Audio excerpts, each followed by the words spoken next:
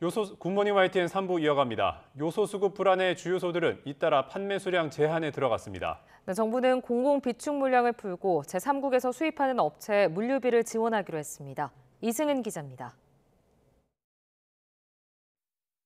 한 지역 요소수 생산업체입니다. 수급이 부족해서 개인 판매를 중단한다는 공지문이 붙었습니다. 요소 재고가 없어서 내년 1월까지도 못 버틸 위기라고 말합니다.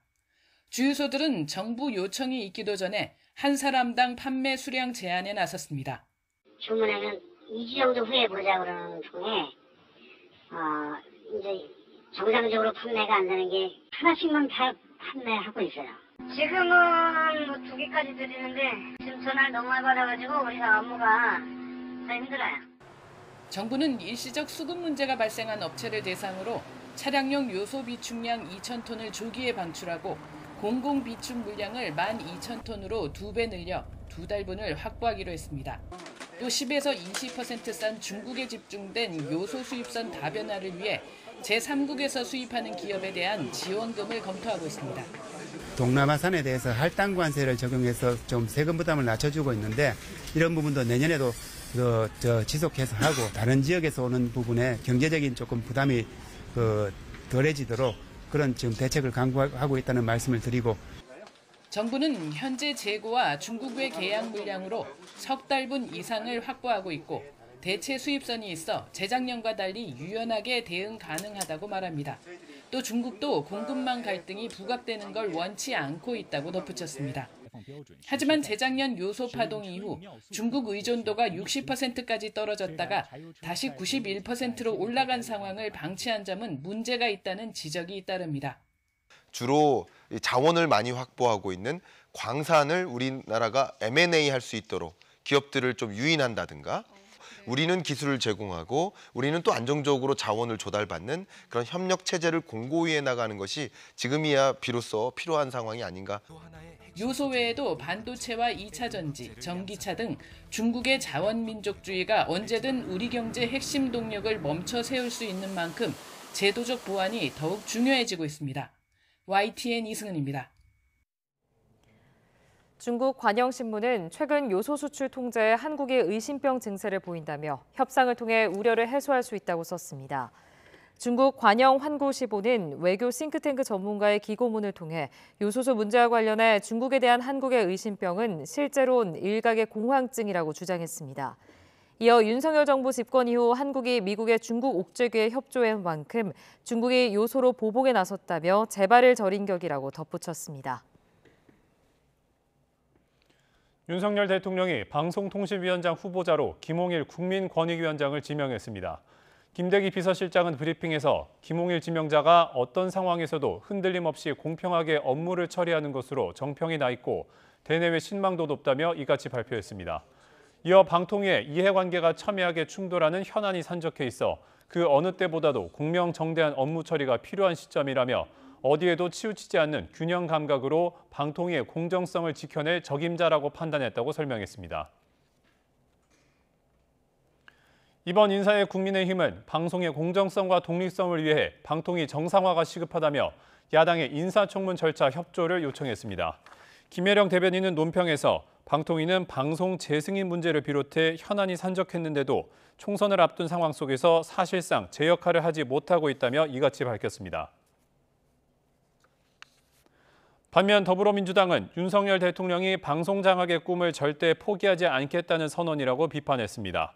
권칠승 수석 대변인은 브리핑에서 김홍일 위원장은 윤 대통령의 검사 재직 시절 직속 상관으로 방송과 통신 관련 경력이나 전문성이 전혀 없는 특수통 검사 출신이라며 이같이 밝혔습니다. 윤석열 대통령은 방통위원장 공석 닷새 만에 그것도 핀셋 인사로 김홍일 위원장을 소방수로 투입했습니다. 내년 4월 총선 전까지 방송계의 핵심 현안을 정리해야 한다는 인식이 작용하는 것으로 풀이됩니다. 조은지 기자입니다. 국회 탄핵소추안 표결 직전 사퇴한 이동관 전 위원장 후임으로 김홍일 국민권익위원장을 낙점할 때까지 닷새면 충분했습니다. 윤석열 대통령은 속전속결, 예상보다 이른 사실상 원포인트 인사를 단행했습니다. YTN 최대 주주 변경과 연말 지상파 재허가 심사 등 방송 현안과 포털 규제, 가짜뉴스 단속 같은 방통위 현안이 워낙 시급하다는 판단 때문입니다. 대통령실 관계자들은 YTN에 방통위는 현재 1인 체제로 식물 상태라며 하루가 아쉽고 급하다.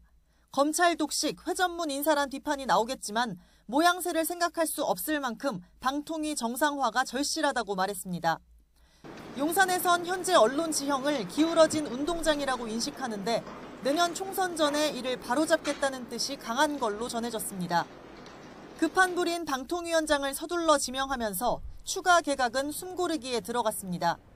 대통령실 고위 관계자는 오는 11일 윤 대통령의 네덜란드 순방 전까지 개각 발표는 없다고 못 박았습니다. 총선 차출설이 불거진 산업통상자원부 박문규, 부산엑스포 책임론에 휩싸인 외교부 박진 장관은 교체가 확정적인 반면 과학기술정보통신부와 고용노동부는 유임하는 기류가 뚜렷합니다. 인사파동으로 경질된 국정원장 후임에는 조태용 국가안보실장이 옮길 걸로 점쳐지는데 외교 안보 라인의 연쇄 이동을 놓고 막바지 퍼즐 맞추기가 한창입니다.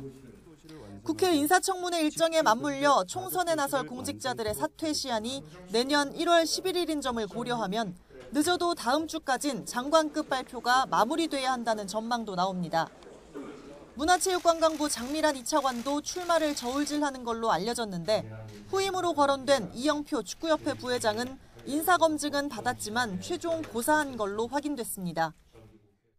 해수부 박성훈, 국토부 김호진 차관 등 총선을 염두에 둔 인물도 여럿인 만큼 이번 연말연시는 인사정국으로 흐리게 됐습니다.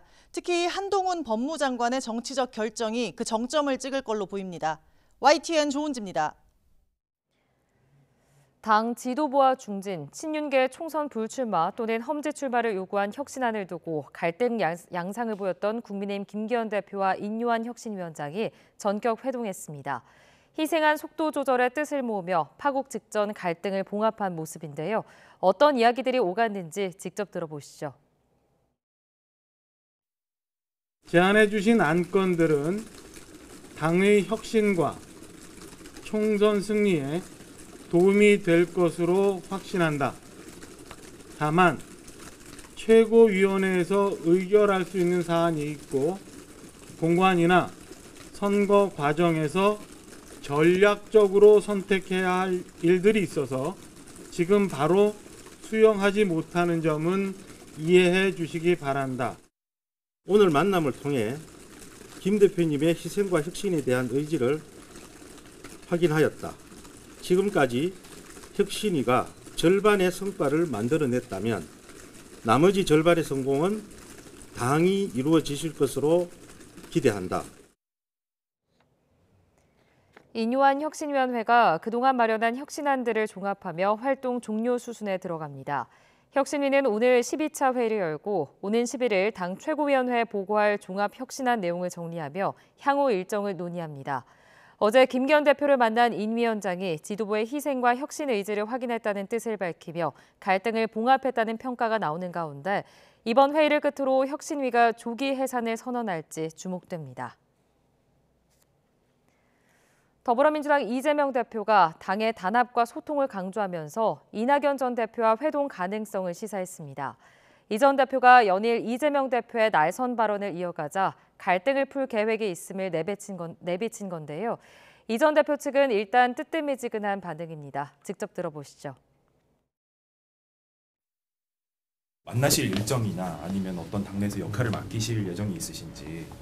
우리 당의 단합 그리고 소통은 매우 중요한 일이기 때문에 누구나 이렇게 열어놓고 소통하고 또 대화하고 협의해 나갈 생각입니다. 제안이 온다면 문화재 생각 좀 있으신가요? 어떻게 해야 총선을 잘 치를 것인가 하는 것은 당과 후보자들이 결정할 일이지요. 거기에 대해서 제가 특별히 의견을 더 말할 것은 없습니다. 더불어민주당이 현역 의원 평가에서 하위 10%에 해당하는 의원의 경선 감산 비중을 강화하고 전당대회에서 대의원의 표 비중을 줄이는 내용의 당헌 개정 절차를 마무리합니다. 민주당은 오늘 당 중앙위원회를 열고 이 같은 내용의 당헌 개정안을 최종 의결할 예정입니다. 하지만 선거를 앞두고 공천 규정을 바꾸는 건 나쁜 전례를 만들 수 있고 대의원 권한 축소 역시 현 지도부의 영향력을 강화하려는 시도라며 비이재명계 등 비주류 의원들이 반발하고 있어 진통이 예상됩니다. 어젯밤 부산을 비롯한 남부지방 곳곳에서는 천둥 번개를 동반한 폭우와 함께 우박이 쏟아졌습니다. 차가운 공기를 동반한 기압골이 통과하면서 대기가 불안정해진 영향이었는데 갑자기 내린 우박에 시민들은 화들짝 놀랐습니다. 안동준 기자의 보도입니다. 굵은 얼음덩어리가 요란한 소리를 내며 바닥으로 떨어집니다. 바닥은 마치 눈이 내린 듯 하얗게 변했고 버스에서 내린 시민은 머리를 가리고 황급히 뛰어갑니다. 어젯밤 9시쯤 부산 지역 곳곳에서 천둥 번개를 동반한 폭우와 함께 우박이 쏟아졌습니다. 5분가량 짧은 시간이었지만 갑자기 내린 우박에 시민들은 깜짝 놀랐습니다. 아프다. 우박이다 우박. 어머나. 부산뿐 아니라 사천과 창원 등 남부지방 일부에서도 우박이 쏟아졌습니다. 상층에 차가운 공기를 동반한 기압골이 통과하면서 대기가 불안정해져가지고 건물 2층에서 회색 연기가 쉴 새 없이 뿜어져 나옵니다. 저녁 8시 20분쯤 서울 남대문 시장 인근 상가에서 불이 났습니다. 2층 식당에서 난 불은 3층까지 번져 1시간여 만에 진화됐습니다. 이 불로 상가 건물에 있던 70대 여성과 80대 남성이 가벼운 화상을 입어 병원으로 옮겨졌습니다. 이보다 앞선 오후 4시 50분쯤에는 경기 양주시에 있는 섬유 보관 창고에서 불이 났습니다. 다친 사람은 없었지만 창고에 보관하고 있던 원단을 모두 태우고 3시간 반 만에야 진화돼 소방 추산 1억여 원의 피해가 발생했습니다. 소방은 낙뢰가 떨어지면서 불이 시작돼 창고 안쪽으로 번진 것으로 추정하고 있습니다. YTN 안동준입니다. 대한체육회 가맹단체인 대한검도회가 승단 필수 코스인 연수교육을 받으려는 검도인들에게 시위 참석을 강제해 논란입니다. 그러면서도 연수 참가비는 꼬박꼬박 걷어가서 갑의 횡포라는 반발이 나오고 있습니다. 우종훈 기자의 보도입니다. 국가공인 검도 4단 자격증을 가진 한 검도인은 최근 연수를 신청했다 취소했습니다. 지도자가 될 수 있는 5단으로 승단하려면 대한검도의 연수원에서 교육을 받아야 하는데 연수 내용이 돌연 바뀌었기 때문입니다. 연수 대신 시위에 나오면 강습받은 것으로 인정해주겠다고 연수원에서 공지한 겁니다. 시위 목적도 검도교육과는 거리가 먼 연수원 앞에 진입도로를 만들어달라는 민원성 요구였습니다. 원래 목적이었던 검도 연수와 전혀 상관없이 이렇게 되니까 저는 되게 이거 보면 갑질이라든지 아니면 횡포라고 생각을 하고 있습니다. 승단하려면 연수가 필수 코스여서 시위에 참석하라는 검도회 요구를 따르지 않으면 검도인들 승단도 자연히 미뤄질 수밖에 없습니다. 게다가 연수 교육도 해주지 않으면서 연수비 명목으로 돈까지 걷어가는 상황.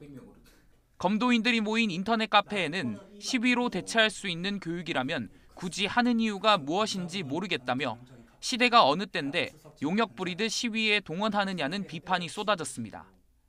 이에 대해 대한검도회는 검도회의 절박한 문제를 함께 해결하기 위해 단합하는 매우 고무적인 일이라며 전혀 상반된 평가를 내놨습니다. 시위에 나오면 연수받은 것으로 인정해주겠다는 결정은 오히려 대한검도회의 배려이고 정당한 행정 절차에 따랐다고 설명했습니다. 대한검도회는 검도 가운데 유일한 대한체육회 등록단체이자 국가공인 단증 수여기관이라 시위 강요로 승단 기회를 놓친 검도인들 불만이 터져나오고 있습니다. YTN 우종훈입니다. 지난 2018년 충남 태안화력발전소에서 끼임 사고로 숨진 고 김용균 씨와 관련해 원청업체 대표에게 책임이 있는지에 대한 대법원 판단이 오늘 나옵니다.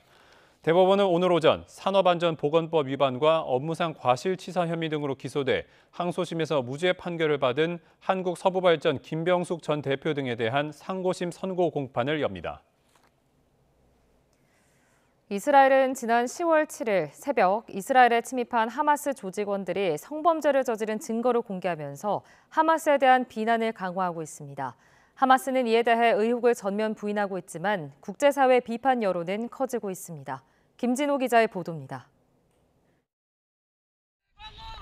유대 안식일인 지난 10월 7일 새벽 이스라엘에 기습적으로 침입한 하마스 조직원들은 1,200명이 넘는 민간인과 군인, 외국인을 살해했습니다. 이스라엘은 지난 5일 유엔 회의에서 당시 목격자들의 경찰 진술 영상 등 증거를 공개했고 BBC와 NBC 등 서방 언론이 보도했습니다. שכופפו מישהי, ובעצם אני מבינה שהוא אנס אותה. בעיקר היה שם המון פצעי ירי, גם ירי ממוקד באזור איבר מין לגברים, ראינו את זה הרבה. 증언에 신뢰돼 일부 의문이 제기되지만 다수의 여성이 성적 폭력을 당하고 살해된 것은 사실로 보입니다. 테러 직후 하마스 조직원들이 소셜미디어에 올린 영상과 사진에서 나체가 되거나 옷 일부가 벗겨진 여성들을 끌고 가는 조직원들의 모습을 볼 수 있습니다. 다만 성범죄를 직접 당한 당사자가 피해 사실을 공개적으로 밝힌 사례는 아직 없습니다. There is going to be a long investigation, but now we know that there were multiple cases of sexual violence against women and against children. 하마스는 이 같은 이스라엘의 주장을 전면 부인하고 있습니다. إن المزاعم والأكاذيب الصهيونية حول تعرض بعض النساء للاغتصاب تأتي للتغطية على مشاهد المعاملة الحسنة التي تلقاها المحتجزون. 하지만 이스라엘의 각종 증거 공개와 서방 언론의 보도로 국제사회의 비판 여론은 커지고 있습니다. 미국에서는 바이든 대통령과 힐러리 클린턴 전 국무장관이 하마스의 성범죄를 규탄했고 유엔 아동기금 유니세프의 수장도 하마스 기습 공격 당시의 성폭력을 비난했습니다. YTN 김유로입니다. 이스라엘군의 가자지구 남부 지상전이 이어지는 가운데 네타냐후 총리가 하마스 지도자인 야히와 신와르 체포에 대한 자신감을 드러냈습니다. 네타냐후 총리는 영상 메시지를 통해 어제 이스라엘군이 가자지구 어디든 갈 수 있다고 말한 데 이어 오늘 우리 군은 신와르의 자택을 포위했다고 말했습니다. 그러면서 그를 잡는 건 이제 시간 문제라고 자신감을 드러냈습니다.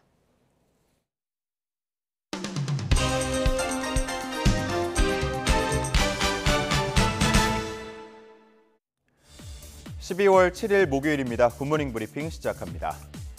오늘 볼 첫 신문은 동아일보입니다.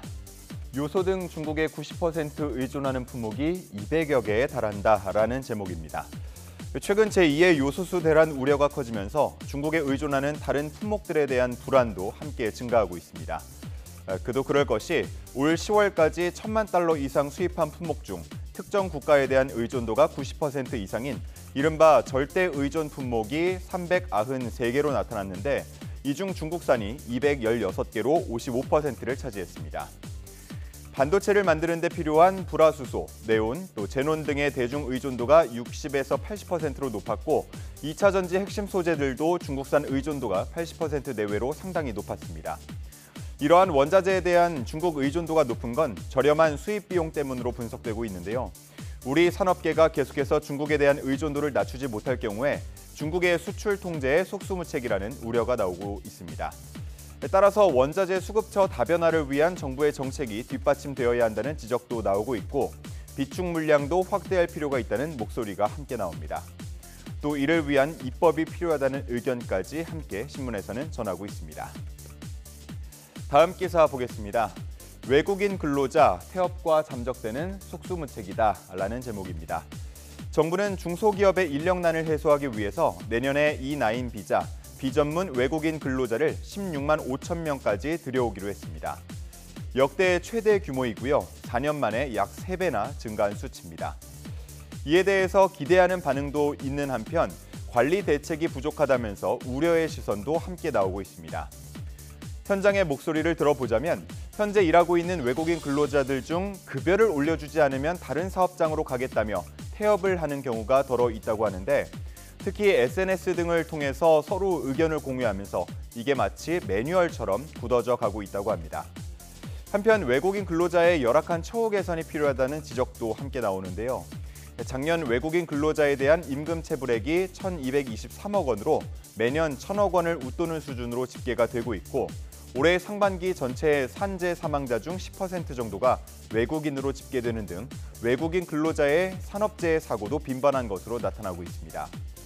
이를 보면서 전문가들은 저숙련 근로자들의 숫자만 늘리는 단기 처방이 아닌 장기적 관점에서 정책을 다듬을 필요가 있다고 말하고 있습니다.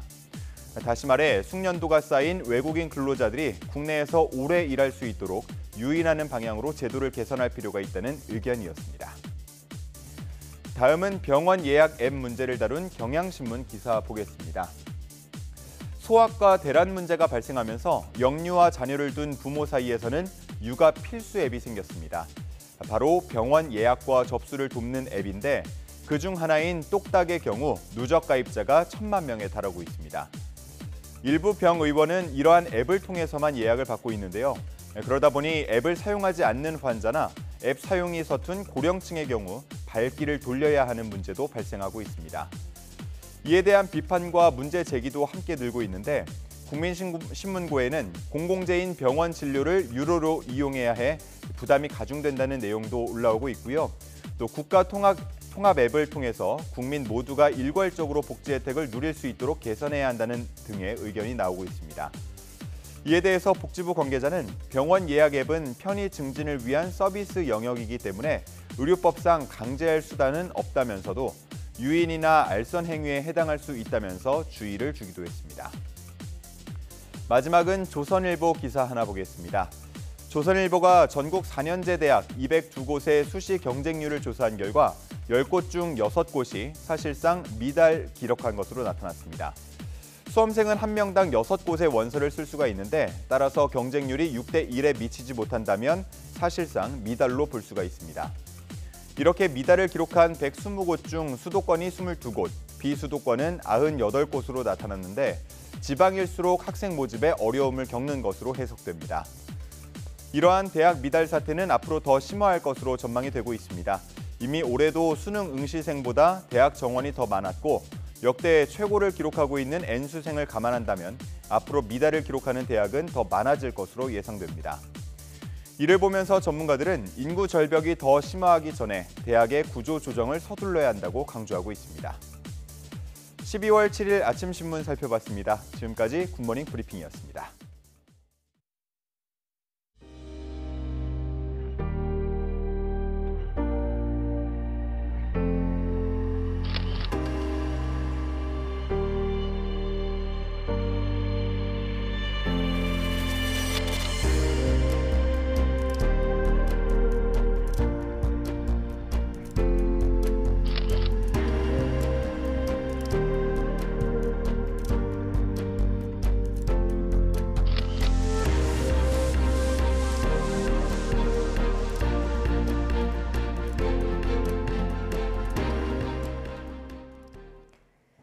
영풍재지 주가 조작 의혹을 수사하고 있는 검찰이 주범의 도주를 도운 변호사에 대해 구속영장을 재청구했습니다. 서울 남부지방검찰청은 범인 도피 혐의로 변호사 A씨에 대해 구속영장을 다시 청구했습니다. 앞서 이달 초 법원은 범죄 혐의에 대해 다툴 여지가 있고 도주와 증거 인멸 우려도 단정할 수 없다며 검찰이 신청한 구속영장을 기각했습니다. 검찰은 주범을 잡기 위해 전담 검거반을 편성하는 등 2,700억 원대 부당 이득을 취한 영풍재지 주가 조작 조직에 대한 수사를 이어가고 있습니다. 애플이 운영체제 업데이트를 통해 고의로 기기 성능을 떨어뜨렸다며 소비자들이 제기한 손해배상 소송 항소심에서 애플 책임을 일부 인정하는 판결이 처음으로 나왔습니다. 소비자 선택권 등이 침해돼 1인당 7만 원씩 배상해야 한다고 판단했는데 비슷한 소송이 이어질지 관심이 쏠립니다. 김철희 기자입니다. 지난 2016년 구형 운영 체제를 사용하는 아이폰 6 등에서 전원 꺼짐 현상이 발생하자 애플은 문제를 해결한다며 새 소프트웨어를 배포했습니다. 그런데 업데이트 이후 애플이 노후화된 구형 아이폰 성능을 일부러 제한해 신형으로 교체를 유도했다는 의혹이 제기됐고 일부러 속도를 제한한 거라는 애플 해명에도 불구하고 소비자 소송이 이어졌습니다. 우리나라에서도 아이폰 사용자 6만 3천여 명이 업데이트로 피해를 봤다며 대규모 손해배상 소송을 냈는데 1심은 증거 부족 등을 이유로 원고 패소로 판결했습니다. 하지만 항소심까지 이어간 소비자 7명에 대해 2심 재판부는 애플 측 책임을 일부 인정한다며 1심 판결을 뒤집었습니다. 소비자 선택권이 침해돼 정신적 손해가 발생한 점 인정된다며 애플이 1인당 7만 원씩 배상해야 한다고 판단했습니다. 재판부는 업데이트로 기기 성능 일부 제한된 이상 애플이 소비자들에게 이를 충분히 설명하고 업데이트 여부를 선택할 수 있도록 했어야 한다고 밝혔습니다. 특히 애플과 소비자들 사이 정보 비대칭성이 존재하는 상황에서 소비자들은 업데이트가 기기 성능을 개선할 거라고 믿을 수밖에 없었다며 고지 의무 중요성을 강조하기도 했습니다. 다만 업데이트로 아이폰이 물리적으로 훼손됐다거나 통상적 기능에 영구 장애가 발생한 건 아니라며 재산상 손해는 인정하지 않았습니다. 판결이 나온 뒤 원고 측은 애플이 해외에서처럼 더 많은 피해자 배상에 나서야 한다고 강조했습니다. 미국에서는 이제 피해를 입은 사람들 전체를 대상으로 이제 배상을 했습니다. 그래서 애플이 이번 판결을 계기로 해서 사실 다른 다수의 피해자들한테도 배상을 어떻게 하는 애플의 국내 배상 책임을 처음 인정한 이번 판결이 대법원에서도 확정될 경우 다른 사용자들도 추가 소송을 제기할 가능성이 커 초국적 기업에 대한 최종 법적 공방 결과에 관심이 집중됩니다. YTN 김철입니다.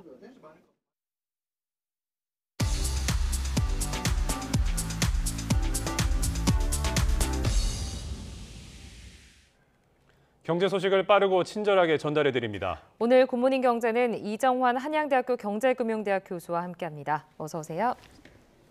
교수님, 오늘은 트위치라는 것에 대해서 먼저 얘기를 좀 해보겠습니다. 생소하실 시청자분들을 위해서 이 트위치가 어떤 건지부터 좀 설명해 주시죠. 이제 최근에 1인 크리에이터들이라든지 사실 연예인들도 유튜브로 방송을 옮겨갔다라는 이야기 많이 합니다. 그렇다는 이야기는 컨텐츠를 제공하는 새로운 플랫폼이 생겼다는 이야기고요. 이 컨텐츠 제공하는 새로운 플랫폼 중 하나가 이 트위치라고 보실 수 있을 것 같습니다. 트위치에 사실은 모회사라 그러죠. 원래 투자자는 아마존이고요. 아마존 미국의 거대 유통기업이 아마존이고 이 아마존에서 투자를 해서 만든 어떻게 보면 온라인 플랫폼이죠. 컨텐츠를 만들면 여기에 업로드를 하고 이 업로드된 거를 스트리밍해서 사람들이 이제 이 시청을 하고 혹은 기부도 하면서 돈을 만들어내는 이런 구조라고 보시면 될 것 같습니다. 주요 수익은 아무래도 이제 흔히 말하는 스트리밍을 할 때 보여줄 때 이제 광고 수익 같은 것들이 거의 대부분을 차지하고 있다라고 보시면 될 것 같고요.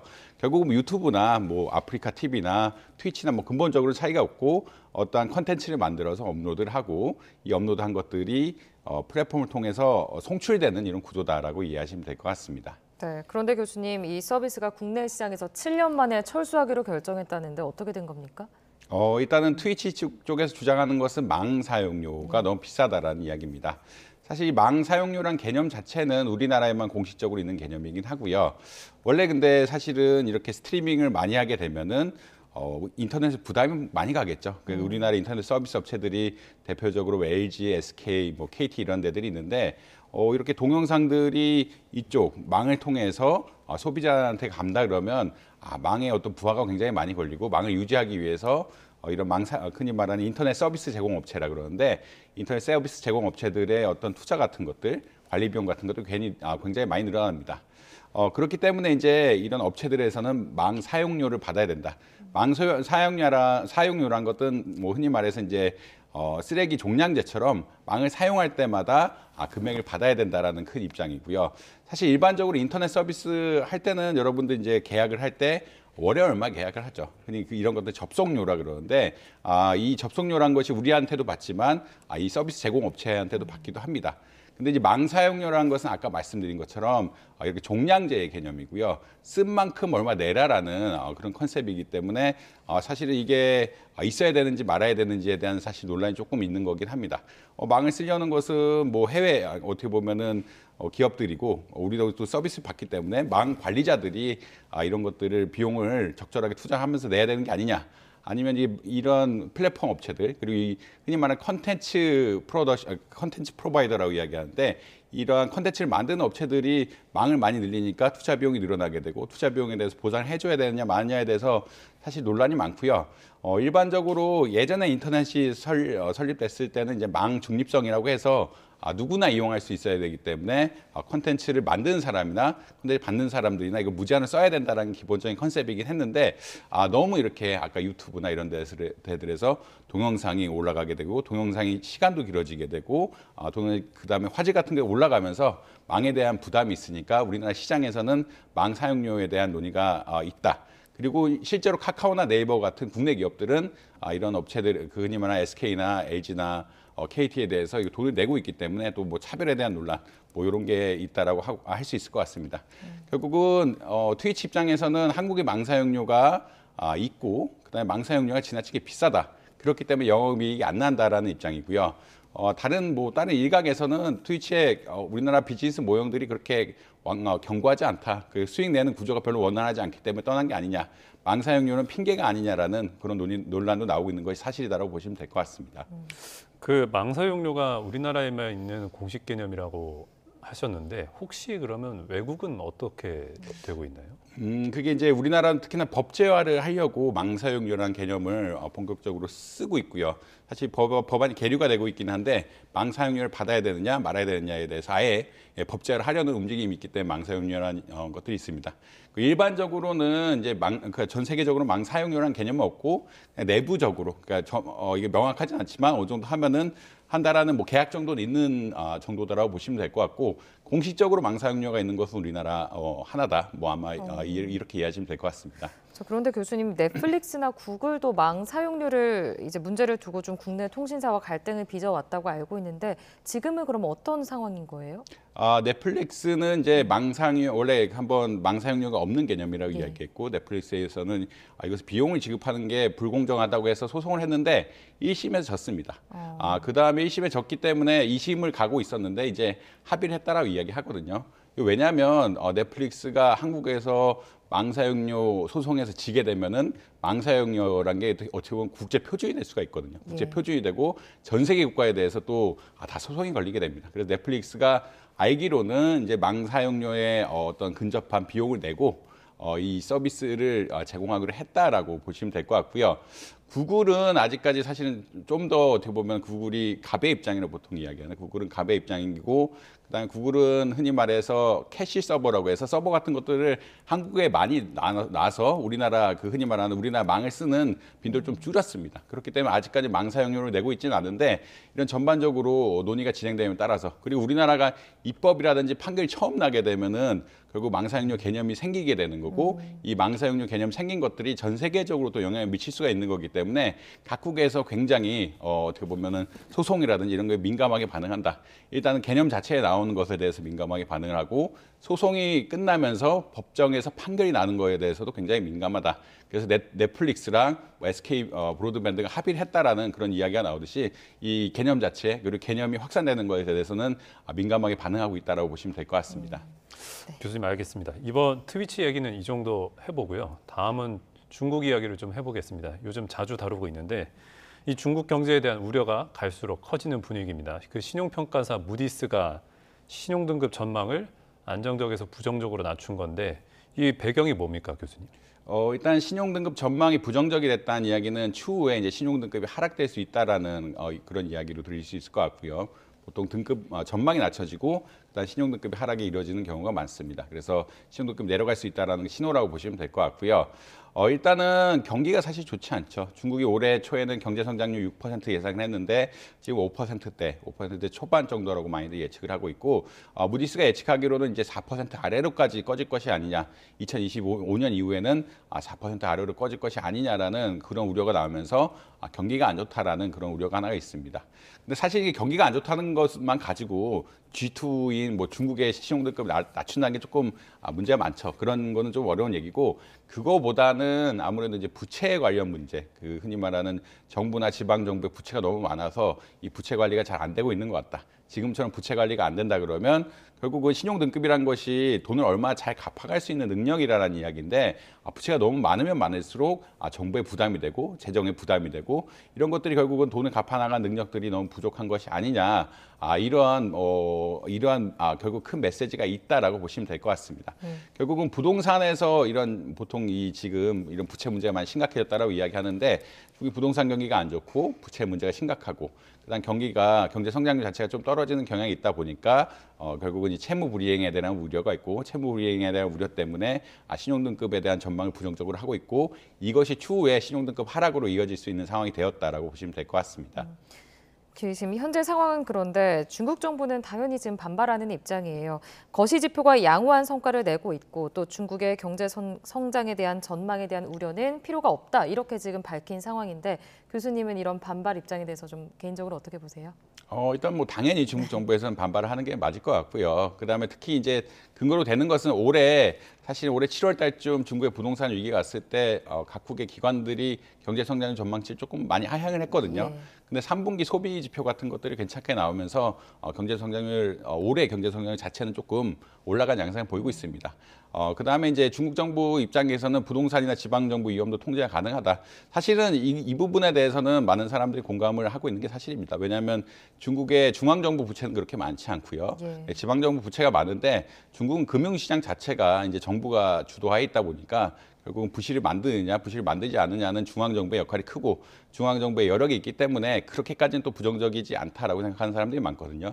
그러니까 금융시장이 일반적인 시장이라면 이제 흔히 말하는 채무자들이 결국 디폴트를 흔히 말하는 부도를 만들어낼 수 있는 상황인데 중국은 정부에서 결국은 다 금융 시스템을 관리하다 보니까 지방 정부 부채나 뭐 정부 부채가 관리 가능한 수준에 이 부분은 뭐 의견이 맞다라고 보시면 될 것 같습니다. 그럼에도 불구하고 내년 경기가 분명히 안 좋아지는 것은 사실이고 미중 갈등이 이게 중국에게 부정적으로 자꾸 가고 있다라는 의견들이 많이 나오면서 결국은 어떻게 보면 경제 성장률이 부정적인 건 역시 사실이라 뭐 일부는 맞고 뭐 일부는 틀리다. 그렇지만 중국의 입장에선 당연히 이게 신용등급 회사가 잘못했다라고 이야기할 수밖에 없는 상황이다라고 보시면 될 것 같습니다.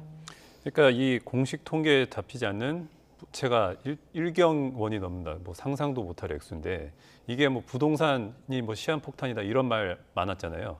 근데 그게 실제로 터질 가능성은 좀 낮게 본다는 게 전문가들이 낮게 본다는 말씀이신 거죠? 그게 부채 규모에 비해서 사실은 부채 규모가 이 정도라 그러면 일반적인 시장 경제에서는 사실 이제 부실화되면서 부실화되고 부도가 나면은 경기가 침체가 되고 이런 부정적인 사이클로 갈 가능성이 있는데 중국은 아무래도 이제 중국 정부가 결국 은행들을 다 거의 통제를 하고 있고 이 통제를 한다는 이야기는 누가 부실화될지 않을지 결정할 뿐만 아니라 어떻게 구조조정을 할지도 관리할 수 있는 이런 능력이 있다라고 보시면 될 것 같거든요.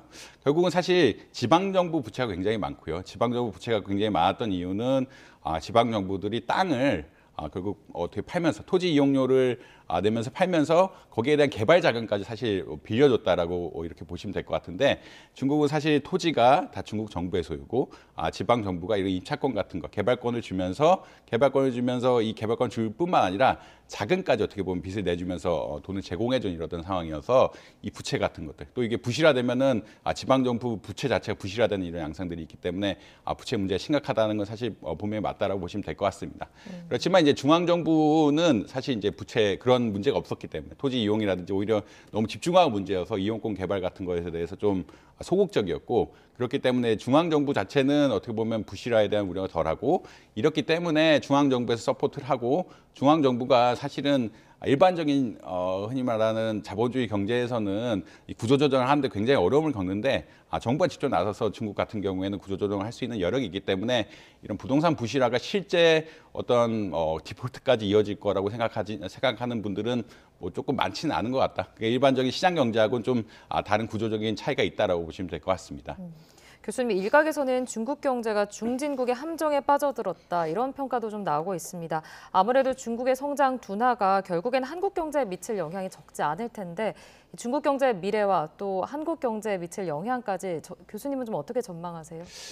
이 중국 경제가 예전보다 어려워진 것은 분명히 사실입니다. 네. 특히나 미국이 이제 중국과 기술 패권에 대한 경쟁을 본격화하면서 그렇죠. 기술 패권에 대한 경쟁을 본격화했다는 이야기는 어떤 거냐면 중국이 예전에도 중국만의 독자적인 시스템을 구축하려고 많이 했습니다. 독자적 시스템을 구축한다는 것은 미국이 혹시나 이제 적대적인 관계를 가질 것을 예상해서 데이터 관리라든지 전략적 기술 그리고 군사 기술 같은 데는 중국만의 보호하는 시스템을 구축을 했는데 사실 미국은 최근 냉전 이후에 그런 어떤 기조가 좀 떨어졌거든요. 기술 개발이 시장에서 이루어져야 되고 시장에서 기술을 개발한 것들이 전파가 빨라야 전 세계적으로 발전이 좋다라는 입장 하에서 이런 기술 경쟁이 아니라 사실은 기술을 개발하면은 이 기술이 개발한 것을 중국 시장을 이용해서 많이 팔자라는 이런 기조였거든요. 근데 이제 이 기조가 좀 바뀌고 있습니다. 혁신 기술들, 그리고 반도체 기술들, 전략 기술들은 이제 잠재적으로 어떻게 보면 서로 군사적 갈등이 있을 수도 있는 국가들이기 때문에 이런 기술들에 대해서는 밖으로 안 유출하겠다라는 그런 입장들이 계속 나오고 있고요.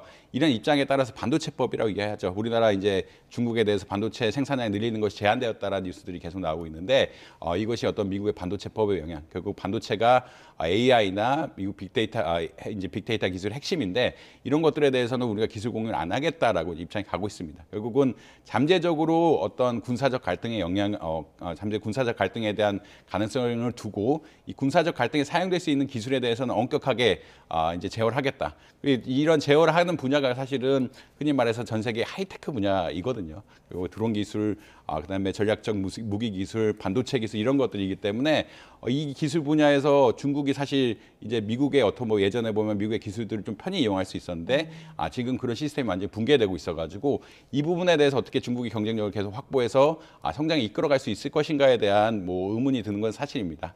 그리고 이제 사실은 중국이 제조업인데 제조업 자체에 대해서 이제 미국이 뭐 좀 위축시킬 거라고는 생각을 하지 않고 있는데 그럼에도 불구하고 이제 흔히 말하는 다변화 전략이라고 이야기하죠.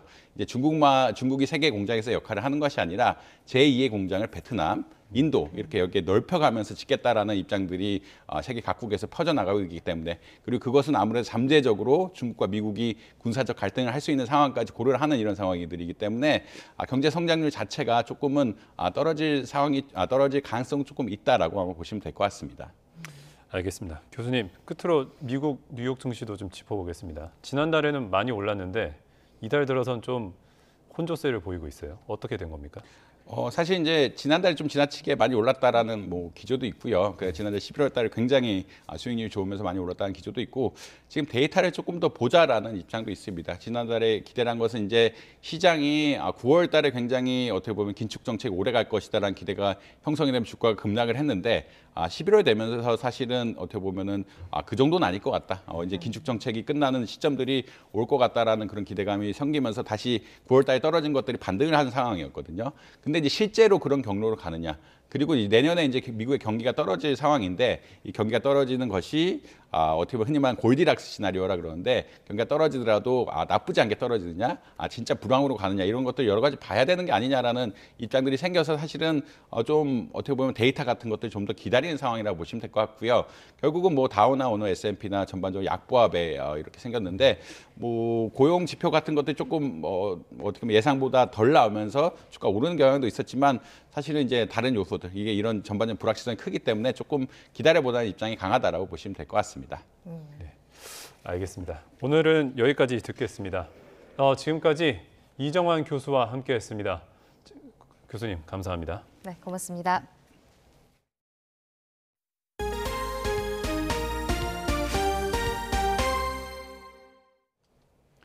내년부터는 학교폭력 발생 시 교사가 아닌 학교폭력 전담 조사관이 관련 사실관계를 조사합니다. 당정은 학교 담당 경찰관도 확대해 학교폭력 조사를 돕기로 했습니다. 김연아 기자입니다. 학교폭력 관련 업무는 교사들이 가장 기피하는 업무로 꼽힙니다. 일단 수사권이 없어서 목격자 조사나 CCTV 확인조차 어려운데도 사실관계를 파악해야 하는 부담이 큰 데다 조사 결과에 따라 학부모 민원에 시달리게 되는 일도 많아서입니다. 당정은 이를 해결하기 위해 내년 3월부터 학교폭력 전담 조사관을 신설하기로 했습니다. 교사 대신 전문성을 가진 학교폭력 전담 조사관이 사실관계를 확인하게 되는 겁니다. 학교폭력 사안 처리 절차의 공정성을 높이는 것도 필요합니다. 학생 선도 경험이 있고 전문 역량을 갖춘 퇴직 경찰이나 교원을 활용하는 것도 그 방안 중에 하나일 것 같습니다. 교육지원청 소속 학교폭력 제로센터 안에 학교폭력 전담기구도 설치할 예정입니다. 당정은 또 학교 전담 경찰관인 SPO의 수를 늘리고 역할도 강화하기로 합의했습니다. 현재 SPO는 학교폭력 재발 방지와 피해 학생 보호 및 가해 학생 선도 등에 집중하고 있지만 앞으로는 학교폭력 전담 조사관의 조사 지원을 포함해 학폭 사안 처리 전반에 역할을 강화할 뜻도 밝혔습니다. 교사들이 학교폭력 조사 업무를 덜게 되면 교권 보호에도 큰 도움이 될 전망입니다. 그러나 학생들의 다툼을 전직 수사관이 형사사건 다루듯이 접근하는 것이 맞느냐는 지적도 있습니다. 정부는 당정 협의 내용을 토대로 학교폭력 전담 조사관 확충 규모와 SPO 증원 및 역량 강화 방안을 곧 발표할 예정입니다. YTN 김현아입니다. 영유아들이 사용하는 식판을 외부 업체에 맡겨 설거지하고 배송받는 유치원과 어린이집이 늘고 있습니다.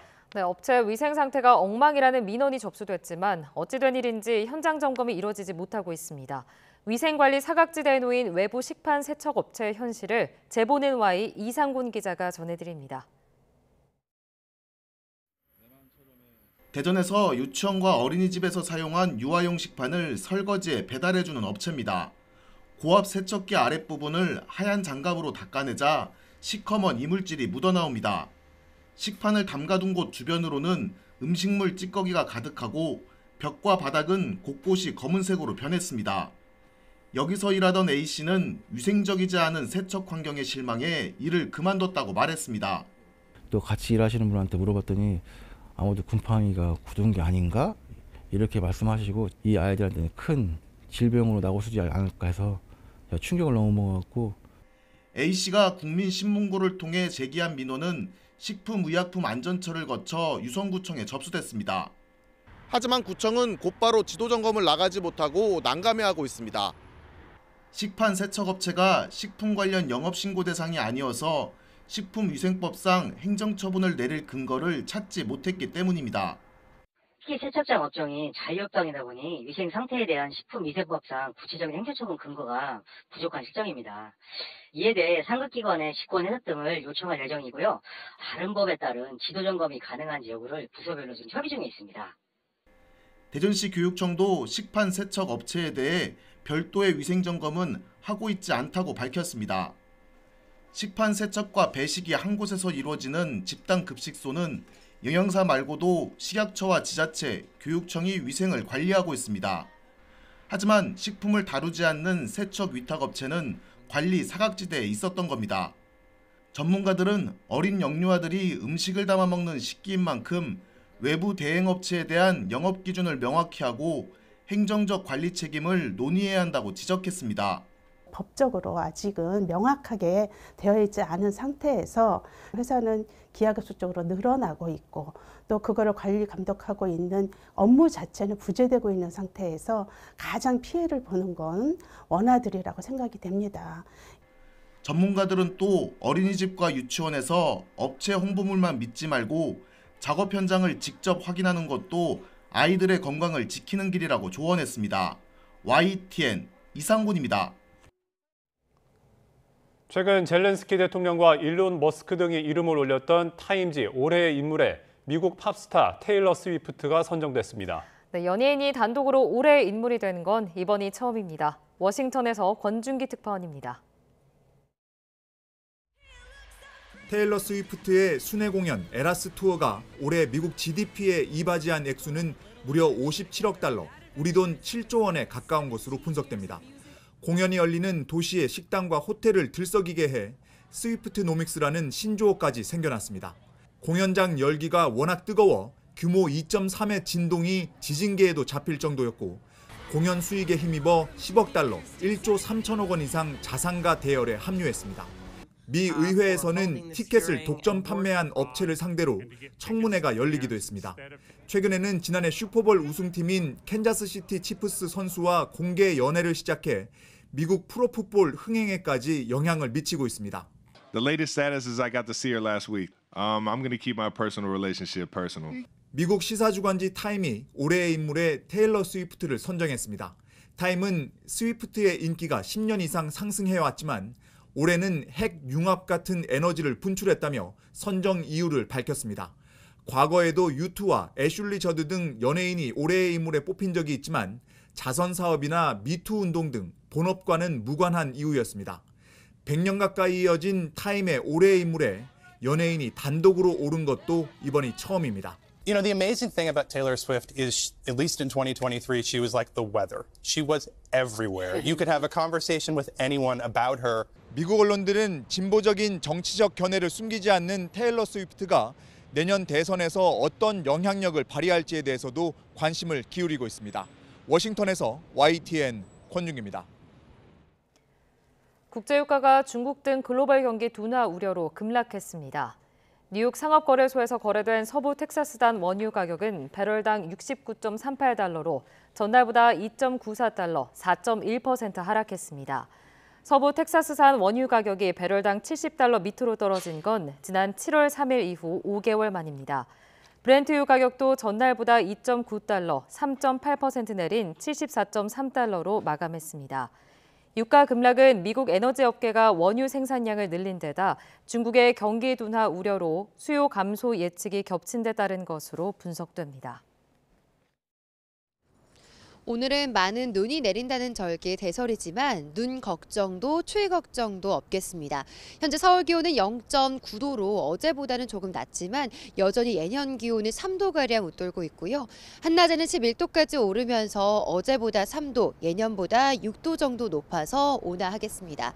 다만 낮 기온이 크게 오르는 만큼 일교차가 10도 이상 더 크게 벌어지겠습니다. 아침 저녁으로는 옷차림 따뜻하게 해주시기 바랍니다.